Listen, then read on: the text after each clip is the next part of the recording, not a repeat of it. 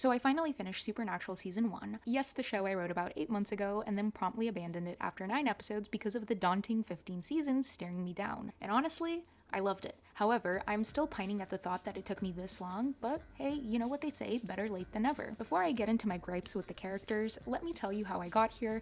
Not that it really matters, but just because I want to. I picked it back up after getting a coloring book, and boy, the wonders this little book does for my anxiety, but that is beyond the point. Initially, I tried Charmed, which I loved for its aesthetic and music, but every episode felt like a standalone monster of the week with no real through line. And after a desperate search for the one TV show that I would color to, I went back to Supernatural, and it instantly became my evening comfort watch. And now I have to add, my every waking thought is consumed by coloring and Dean Winchester. Which brings me to my actual point. Season 1 follows two brothers, Sam and Dean Winchester, who hunt supernatural creatures while searching for their missing father John. 22 years before the season picks up, their mother Mary was killed by a demon. That demon is what John has been hunting for ever since, and it's what pulls Sam back into the family business in episode 1 because it kills his girlfriend Jessica the same way it killed his mother. Now, without getting into specifics, that's the gist of season 1.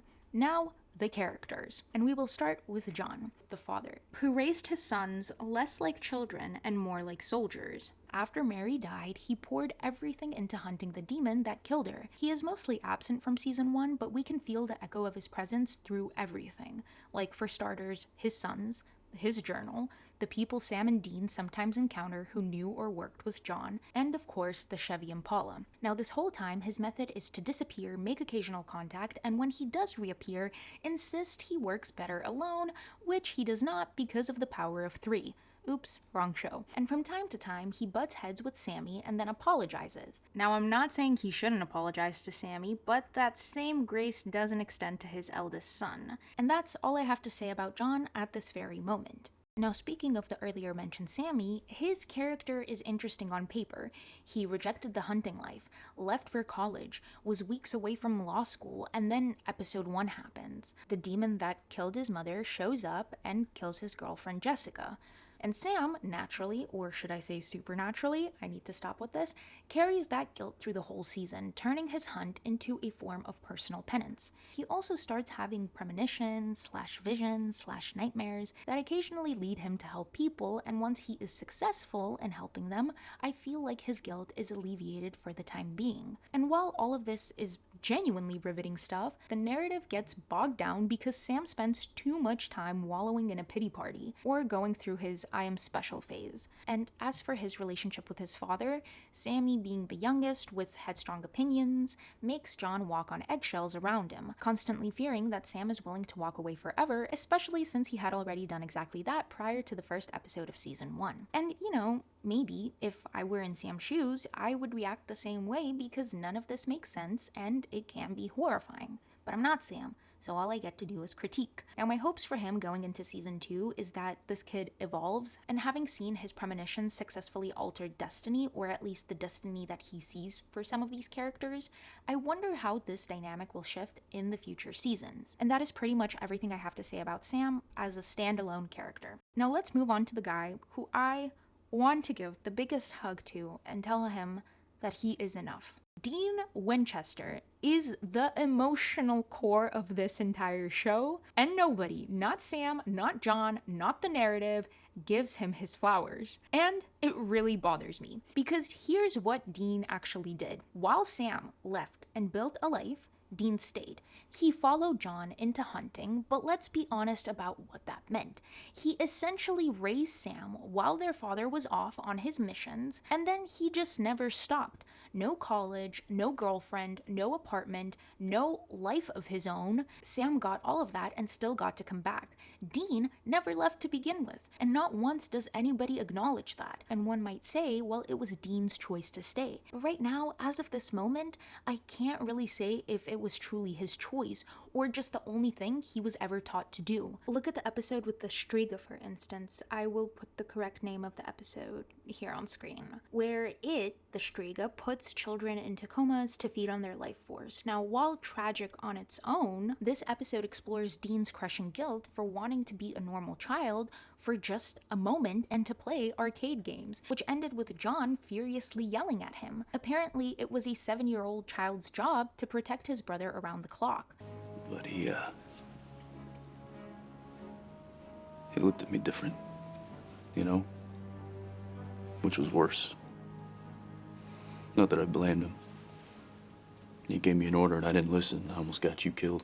Now, going back to the present day in that same episode, using another young boy named Michael as bait to kill the doctor who is actually the Striga, the parallels are heartbreaking. Michael asks Dean if he would do anything for his little brother, and Dean looks at Sam and says, yes, I would. That entire episode proves that Dean's choice was conditioned by his father to believe that Sam's survival was his only worth. Sam later remarks that he wishes he still had his innocence, and Dean admits he wishes Sam had it too, completely ignoring the tragedy and the reality of the situation that Dean's own innocence was stolen from him at 7 years old, if not younger. But it's not just the burdens of the past that weigh him down, it's how completely invisible he is to his family in the present. There are 2 moments in season 1 that I want to point out that were just heartbreaking. The first one, in episode 21, stopped me mid-coloring. Sam and Dean are arguing about the demon, and Dean says, The 3 of us.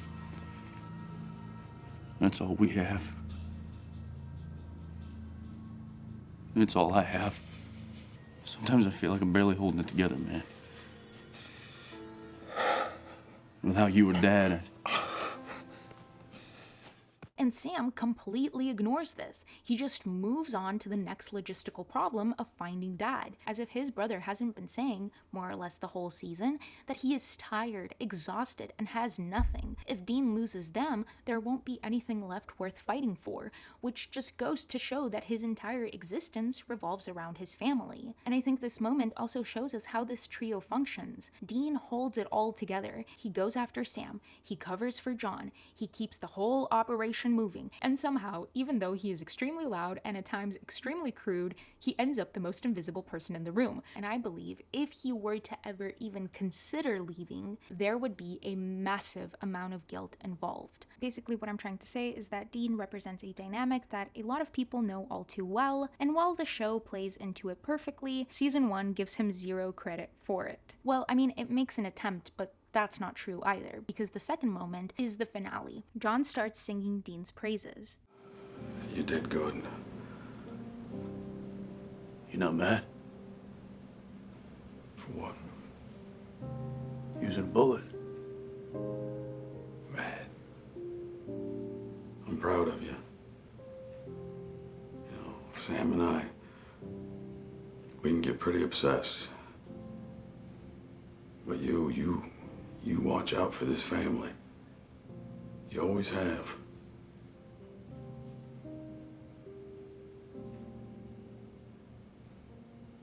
Thanks. And for one split second, I thought maybe this is it. Finally he gets the moment he deserves. But Dean immediately notices that something is wrong because I think deep down he doesn't believe those words could be uttered in his direction. It's truly a devastating realization because his instincts are completely right. It isn't his father speaking. It's the demon that killed Mary and Jessica possessing John's body. And all I wanted to do in this moment, and I started this section off by saying this, and I will close this section by saying this, I just want to give this guy a hug and tell him that he deserves all the good, all the best, and that he is worth it. Now, by the time you are watching this, there is a very high chance I am halfway through season 2, and I definitely have some thoughts on what I want to see happen. First and foremost, some appreciation for Dean. From John, from Sam, from anyone.